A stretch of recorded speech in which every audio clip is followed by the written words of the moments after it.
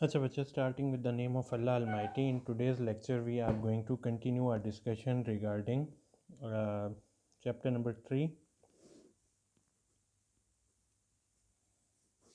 ठीक है.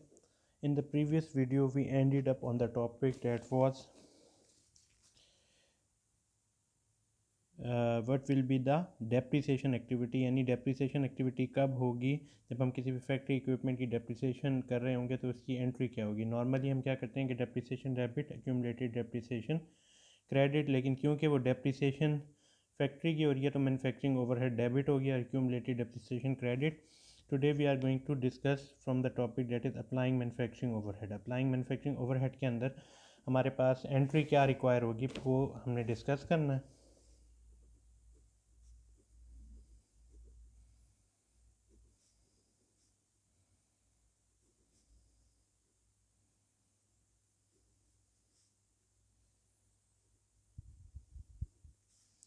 Applying manufacturing overhead के अंदर हमने एक बात जहन में रखनी है कि आम रूटीन में मैन्युफैक्चरिंग ओवरहेड का मतलब क्या है कि फैक्ट्री की एक्टिविटीज़ बढ़ रही हैं. ठीक है.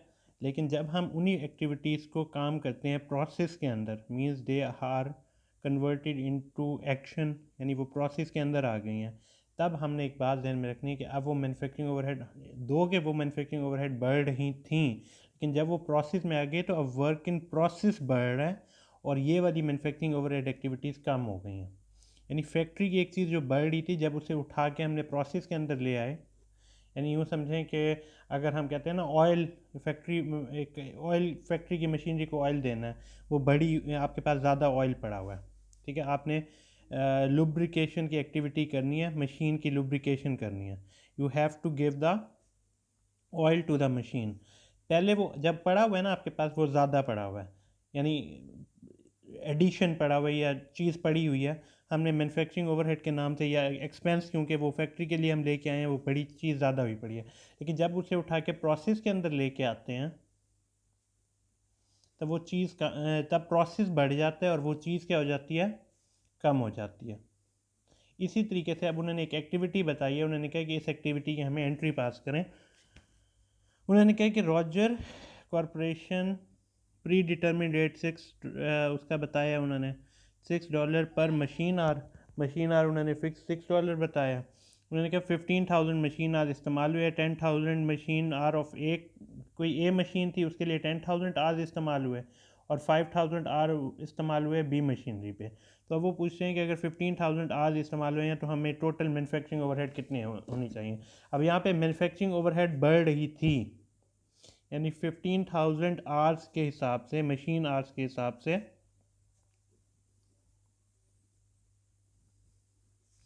$6 के हिसाब से ये चीज़ बढ़ रही थी. इसकी टोटल वैल्यू कितनी आ गई, $90,000. $90,000 जिसमें से जो 10,000 थे मशीन ए के लिए इस्तेमाल हो रहे थे और 5,000 मशीन बी के लिए इस्तेमाल हो रहे थे. ठीक हो गया. लेकिन जब हम इसकी एंट्री पास करने के कहते हैं, अब यहाँ पे जब एंट्री पास करने का मतलब है कि प्रोसेस में वो आने लग गया. ठीक है.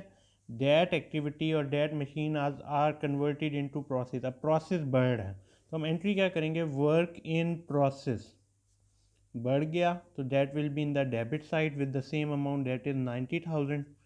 and manufacturing overhead itself will decrease with 90,000 and that will go in the credit side. That is basically the entry you have to pass at the time of applying manufacturing overhead. जब भी आप manufacturing overhead को apply करने लगते हैं तब आप ये एंट्री पास करते हैं. ठीक हो गया. इसके बाद आपकी अगली एक्टिविटी है that is non manufacturing cost. अब नॉन मैन्युफैक्चरिंग कॉस्ट का मतलब क्या है, ये मैन्युफैक्चरिंग एक्टिविटी से इसका कोई लेना देना नहीं है. जब मैन्युफैक्चरिंग एक्टिविटी से लेना देना नहीं है, यानी इसके फैक्ट्री से कोई ताल्लुक नहीं है. जब फैक्ट्री से कोई ताल्लुक नहीं है तो हमारे पास मैन्युफैक्चरिंग ओवरहेड का कोई वर्ड नहीं आएगा. दोबारा बताता हूँ, नॉन मैन्युफैक्चरिंग की का मतलब क्या है,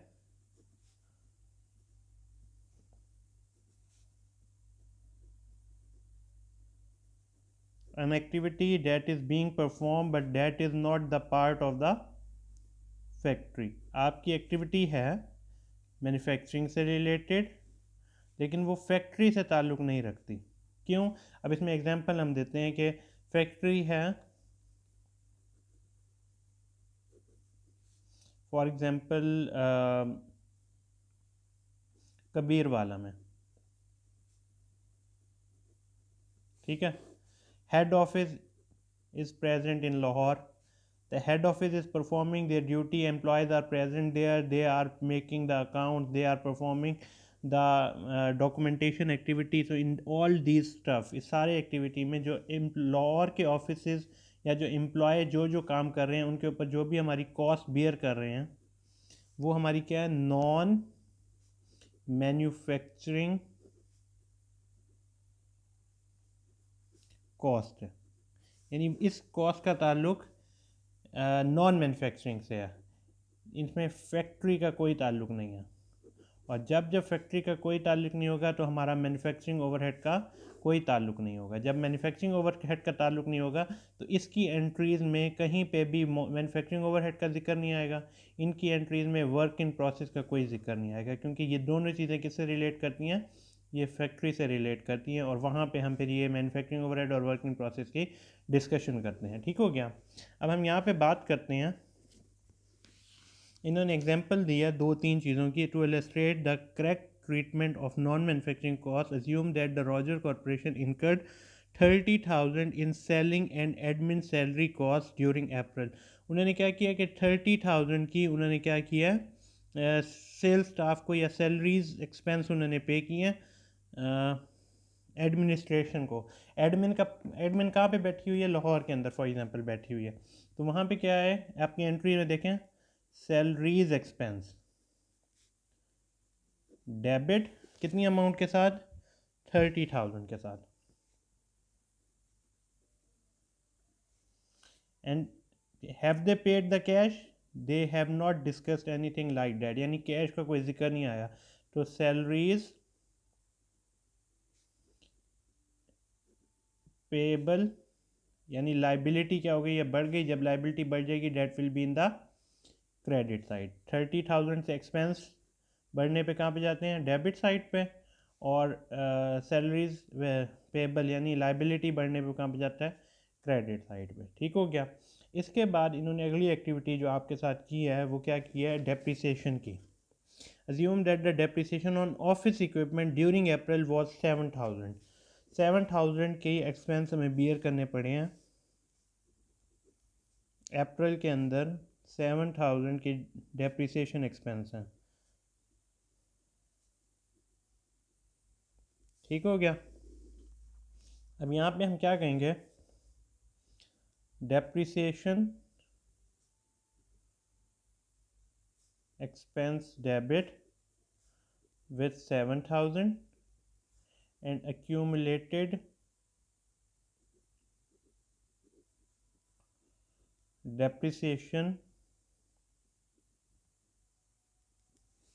credit with same 7,000। In simple words हमने जो पहले डिस्कशन की थी पिछले लेक्चर में या पिछली वीडियो के एंड में, वहाँ पे भी हमने डेप्रिसिएशन एक्टिविटी की थी, लेकिन वहाँ पे हमने फैक्ट्री की बात की थी। जहाँ फैक्ट्री की बात की थी वहाँ पे हमने क्या वर्ड यूज़ किया था, मैन्युफैक्चरिंग ओवरहेड और एक्यूमुलेटेड डेप्रिसिएशन क्रेडिट। लेकिन जब हम नॉन मैन्युफैक्चरिंग कॉस्ट की बात करते हैं वहाँ पे फैक्ट्री का कोई ताल्लुक नहीं होता। Whenever there will be no discussion of the factory, तो वहाँ पे हम सिंपल डेप्रिसिएशन एक्सपेंस डेबिट और एक्यूमुलेटेड डेप्रिसिएशन हमने क्या किया है, क्रेडिट कर दिया। ठीक हो गया। इसके बाद assume that advertising was of 42,000 and other selling and admin expenses. कुछ हमने एडवर्टीजमेंट के ऊपर खर्चा किया। अब एडवर्टीजमेंट क्या है, ये भी मैन्युफैक्चरिंग एक्टिविटी नहीं है, इसमें भी फैक्ट्री का कोई ताल्लुक नहीं आता। जब आपकी फैक्ट्री का कोई ताल्लुक नहीं आता तो ये हमारी किसकी एक्टिविटी चली जाती है, नॉन मैन्युफैक्चरिंग कॉस्ट के ऊपर चली जाती है, या फैक्ट्री से इसका ताल्लुक नहीं रहता। तो जब हम उसके हवाले से बात करें तो एडवर्टीजमेंट हमने किया 42,000 की, और साथ कुछ और सेलिंग एंड एडमिन एक्सपेंसेस हमने किए हैं 8,000 के। उसके लिए उन्होंने क्या एंट्री पास करें। अब यहाँ पे they have not discuss any sort of cash. जब तक कैश का जिक्र नहीं आएगा यानी हमने पैसे पे नहीं किए, कैश पे नहीं किया यानी वहाँ पे कोई चीज़ क्रेडिट साइड पे नहीं जाएगी, तो पेबल अमाउंट कोई नहीं होगी। ठीक हो गया।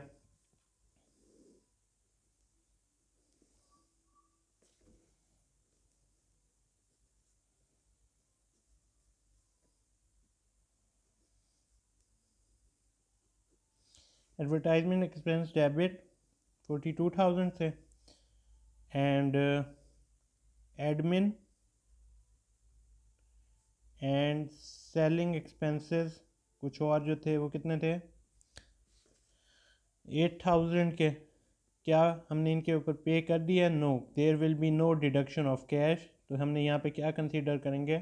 अकाउंट पेबल कितनी अमाउंट के साथ? 50,000 के साथ क्रेडिट हो गई। ठीक हो गया। इसके बाद वो कहते हैं कॉस्ट ऑफ गुड मैन्युफैक्चर्ड, जब चीज़ बन गई, कॉस्ट ऑफ गुड मैन्युफैक्चर्ड। मैंने आपको पहले भी बात बताई थी कि within the factory we are going to consider 3 rooms. हमने 3 रूम्स के ऊपर बात करनी है। Room number 1, room number 2 and room number 3। First one will be a raw material, second one will be a work in process room, and third one is basically your finished product room। जब raw material आता है तो यहाँ पे इस room में material क्या हो जाता है? डेबिट। और जब यहाँ से रूम में दूसरे रूम में वर्किंग प्रोसेस में होता है तो वो मटेरियल क्या हो जाता है? कम हो जाता है और क्रेडिट। और इस रूम में वर्किंग प्रोसेस के नाम से मटेरियल क्या हो जाता है? डेबिट, बढ़ गया हुआ है वर्किंग। लेकिन जब यहाँ से इस रूम में जाएगा फिनिश गुड के अंदर तो ये वर्किंग प्रोसेस मटेरियल यहाँ से क्या हो जाएगा? कम हो जाएगा, तो ये क्रेडिट। तो यहाँ पे फिनिश गुड क्या हो जाएगी? डेबिट, बढ़ गई। और जब फिनिश गुड सेल हो जाती है तो हमारी फिनिश गुड कम हो जाती है। तो ये सारी चीज़ें हमारी जैसे ही कम होती हैं क्रेडिट साइड पर चल जाती है। अब उन्होंने हमें एक एक्टिविटी दी है, उन्होंने कहा कि आपने एंट्री पास करनी है कॉस्ट ऑफ गुड मैन्युफैक्चर्ड की। उन्होंने कहा in case of the Roger corporation assume that job A was completed during April. The following entry transfer the cost of job A from work in process to finish good। उन्होंने कहा work in process कम हो गया, work in process transfer हो गया, कम हो गया। किसकी तरफ ट्रांसफ़र हुआ है? फिनिश गुड की तरफ। फिनिश गुड हमारा क्या हो जाएगा? डेबिट। तो एंट्री उन्होंने देखें किस हिसाब से बताइए, कोई टोटल अमाउंट उन्होंने बताई है 1,58,000 के साथ। तो आपकी फिनिश गुड्स क्या हो जाएंगी?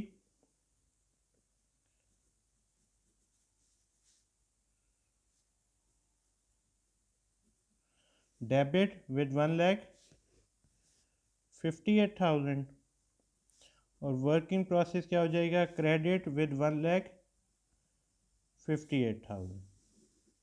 ठीक हो गया। उसके बाद देखें कॉस्ट ऑफ गुड्स सोल्ड, जब हमने चीज़ सेल कर दी। ठीक है। अब सेलिंग एक्टिविटी, सेल से हमारा क्या होता है? रेवेन्यू जनरेट होता है। ये क्रेडिट की एक्टिविटी है, यानी इससे रेवेन्यू क्रिएट होता है। तो हम यहाँ पे एंट्री देखें, उन्होंने क्या कहा है? For Roger Corporation, we will assume that 750 of 1,000 gold medallions in Job A were shipped to customer by the end of the month for the total sale revenue of 2,25,000। यानी कि 750 medallions थे। 750 of the 1,000 gold मेडलियंस, हमने 2,25,000 का हमने क्या किया? Customer को cell किया। ठीक है।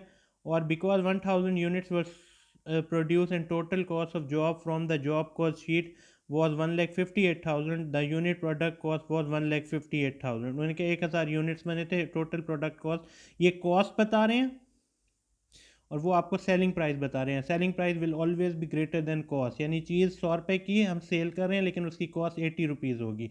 ये और एक्टिविटी है, मतलब इसके ऊपर 100 रुपये आपकी सेलिंग प्राइस है, 80 उसकी कॉस्ट है। ये अलग डिस्कशन है। अभी उन्होंने क्या, हमने चीज़ कितने की सेल की है?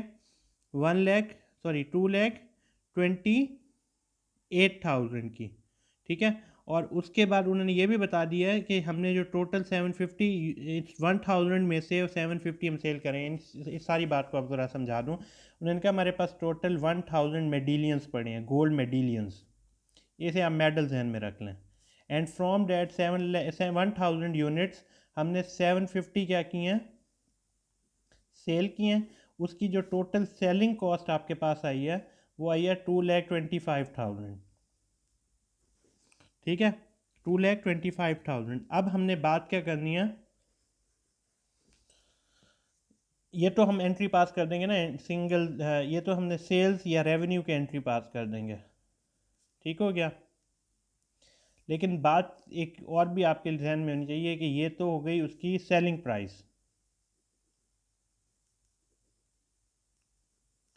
What will be the cost, cost कैसे निकालेंगे? अब उन्होंने कहा कि टोटल जो हमारे पास है ना वो टोटल 1000 यूनिट्स है, उस पर जो टोटल कॉस्ट आई है वो $1,58,000 आई है, ये उसकी सेलिंग प्राइस है। इतने में उन्होंने 750 मेडिलियंस को सेल किया, लेकिन टोटल 1000 यूनिट्स वर प्रोड्यूस्ड, और जो उस पर कॉस्ट आई है दैट इज़ 1,58,000। तो पर यूनिट कॉस्ट कितना निकालेंगे? पर यूनिट कॉस्ट निकालने के लिए $1,58,000 को डिवाइड कर दें 1000 यूनिट पे। जब हमने $158 को 1000 यूनिट्स पे डिवाइड किया तो $158 पर यूनिट आया। ठीक है, अब बात है कि अगर $158 पर यूनिट कॉस्ट है तो और हमने 750 यूनिट सेल किए तो उसकी कॉस्ट क्या निकलेगी? तो कॉस्ट निकालने के लिए $750, 750 यूनिट्स जो हमने सेल किए हैं और पर यूनिट कॉस्ट जो कि $1,58,000 है, तो टोटल अमाउंट हमारे पास आई 1,18,500। अब हमने करना क्या है कि इनकी एंट्रीज पास करनी है।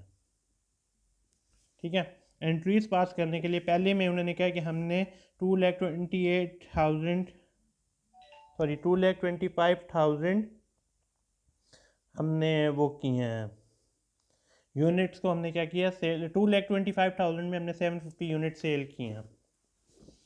अब यहाँ पे हम क्या करते हैं, हमारी सिंपल एंट्री क्या है सेल्स की? जब हम सेल करते हैं तो सेल्स हमारा रेवेन्यू है, रेवेन्यू बढ़ने पे कहाँ पे जाता है? क्रेडिट साइड पे जाता है, और उसके बदले हमें जो भी कैश मिलता है वो क्या होता है? डेबिट साइड पे जाता है। अब दोबारा यहीं पे बात है कि कैश एसेट है, बढ़ने पे डेबिट साइड पे चला जाएगा, लेकिन सर यहाँ पे कोई कैश की डिस्कशन नहीं की। जब तक कैश का वर्ड नहीं आएगा we will consider that the activity was being performed on credit. तो हम यहाँ पे सिंपल वर्ड लिखेंगे account receivable debit. Account receivable is an asset, it is increasing, it will be in the debit side, and sales credit. ठीक है, कितनी amount के साथ? 2,25,000 के साथ, ये 2,25,000 के साथ। ठीक हो गया, ये हो गया। उसके बाद हमारा जो है ना कॉस्ट के लिए क्या करेंगे? अब हमने जो कॉस्ट की एंट्री बात करते हैं वो क्या होता है? CGS debit and merchandise inventory credit. वहाँ की जगह हम क्या करेंगे? फिनिश गुड्स क्रेडिट कर देंगे, यानी हमारी फिनिश गुड्स क्या हो गई हैं? कम हो गई है, और कॉस्ट ऑफ गुड्स सोल्ड बढ़ गई है। अब कॉस्ट ऑफ गुड्स सोल्ड की कितनी अमाउंट आई है? 1,18,500, और फिनिश गुड 1,18,500 के साथ हमारी क्या हो गई है? क्रेडिट हो गई है। यहाँ पे हमारी जो एंट्रीज़ की डिस्कशन है वो कंप्लीट हो गई पूरे चैप्टर की। इसके बाद हमारा जो लास्ट टॉपिक है ना वो है अंडर अप्लाइड और ओवर अप्लाइड फैक्ट्री ओवरहेड का या मैन्युफैक्चरिंग ओवरहेड का।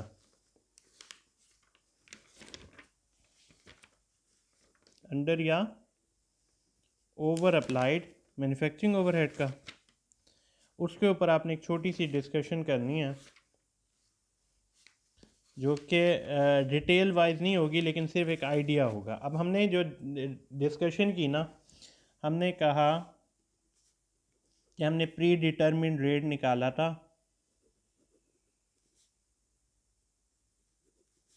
किसी भी चीज़ का प्री डिटर्मिन्ड रेट आया था $15 पर यूनिट। ठीक है, और हमारे जो मैन्युफैक्चरिंग ओवरहेड एक्सपेक्टेड था ना वो था 1000 यूनिट्स के लिए 1000 मल्टीप्लाई $15 दैट विल बी $15,000। ये आपका क्या है? एक्सपेक्टेशन है। ठीक है, ये आपकी $15,000 क्या है? एक्सपेक्टेशन है सिर्फ। जब हमने एट द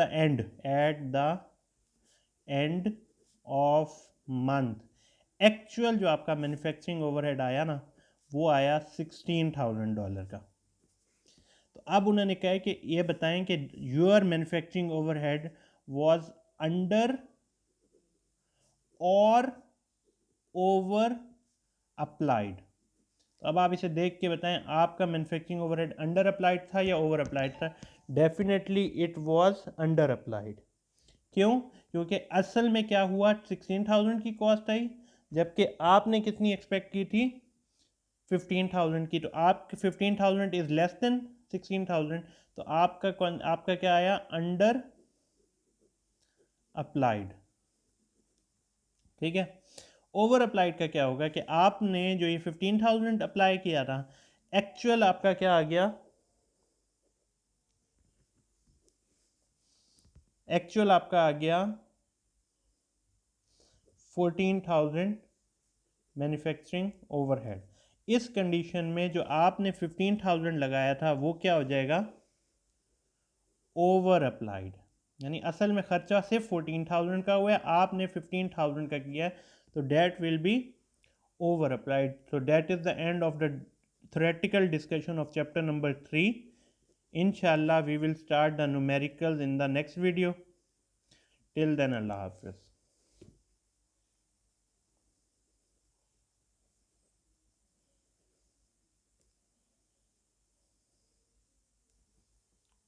Allah Hafiz.